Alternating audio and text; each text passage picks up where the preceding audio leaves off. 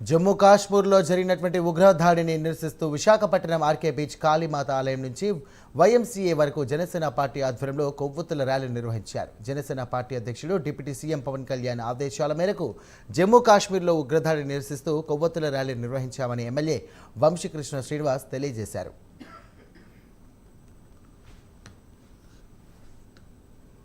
వాళ్ళకి సానుభూతి తెలియజేస్తూ ప్రగాఢ సంతాపాన్ని తెలియజేస్తూ 3 రోజుల పాటు నిరసన కార్యక్రమాలు చేస్తూ ఉన్నాం. మళ్ళీ భవిష్యత్తు లాంటి రిపీట్ అవ్వకుండా ఉండాలని చెప్పేసి మా అధ్యక్షులు పవన్ కళ్యాణ్ ఇచ్చిన పిలుపు మేరకు వాళ్ళందరికీ మద్దతుగా, వాళ్ళ కుటుంబాలకి మద్దతుగా, వాళ్ళ ఆత్మధైర్యాన్ని ఇచ్చే విధంగా మేము ఈ కార్యక్రమాలు చేస్తూ ఉన్నాం. వాళ్ళకి ప్రత్యేకంగా అండగా నిలబడతామని కూడా మీకు అందరితో తెలియజేస్తాం. 3 రోజుల పాటు వాళ్ళకి సానుభూతి తెలియజేస్తూ